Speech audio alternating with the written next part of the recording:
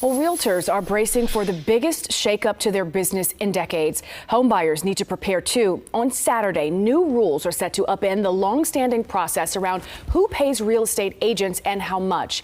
This morning, we welcome Sacramento Association of Realtors President Samantha Tove, and we really want to dig into this. Okay, so what specifically is changing? Well, it's already started since Monday. Okay. On August the 12th, Metrolis has removed all of the co-op compensation online, so that's no longer visible. Okay. And this coming Saturday, August 17th, some agents already been practicing it or been using it, which is the buyer-broker agreement that is required. It's going to be passed. So we're going to get to the agreement, but the specific change for realtors is that it eliminates the long-standing, the 6% commission that's paid by the home seller, right? How is that going to impact the process for home buyers? Well, the 6%, it's always been negotiable, okay, between a seller and a listing, and it's normally like 5 to 6%, and the listing agent would split half of that fee with the buyer's agent. Right now, with the new contracts, the CAR contracts in place, you only can put down what the listing amount of commission or co-op is, and there's nothing on there for the buyer's commission part. Okay. So if a buyer is putting in an offer, they would have to check the box as the SPBB, which says the sellers is paying the buyer's agent a commission, and then attach that.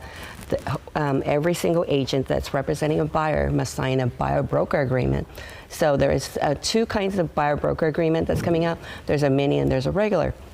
The mini buyer broker is a non-exclusive. It's meant to use for like open houses.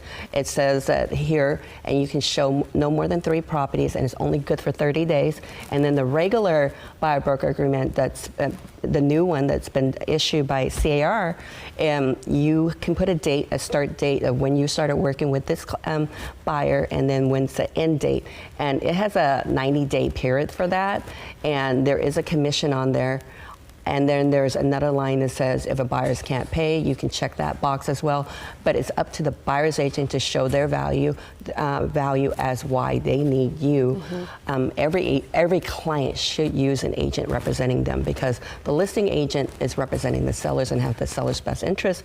You want somebody to have your best interest, walk you through everything, make sure that all your all the check boxes, that you're buying a nice house, you understand the inspection process, and understand the disclosures and stuff. So you have to really sell your value. Let's go back to this agreement, though. Is it now required that there has to be an agreement if someone is looking to purchase a home? Yes, it is going through legislation. Our Assembly member Stephanie Wynn co-authored the buyer-broker agreement for the legislator, and I think by January it's going to be put into law, because we have an election year this year.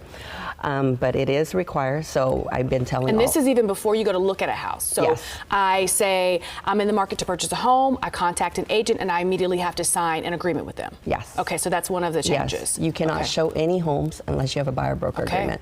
Whether it's the 30-day one or the regular one, you need to have that. Even they also have an open house sign-in sheet.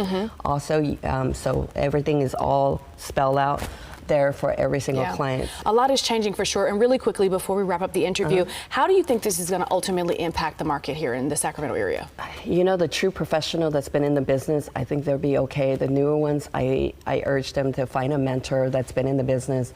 But every single client that's working with a buyer needs to know their value worth, what their strength and what their weaknesses are, and what they're going to offer the buyer and how they're going to do it, and what their negotiation skills is, and negotiate the sellers to do that co-op and pay their buyer's agent commission so they're not out of pocket. So hiring a professional, a licensed realtor, is going to be really, really key. But a lot of important changes for sure that is changing the market. Thank you so much for joining us this morning. A lot of good information.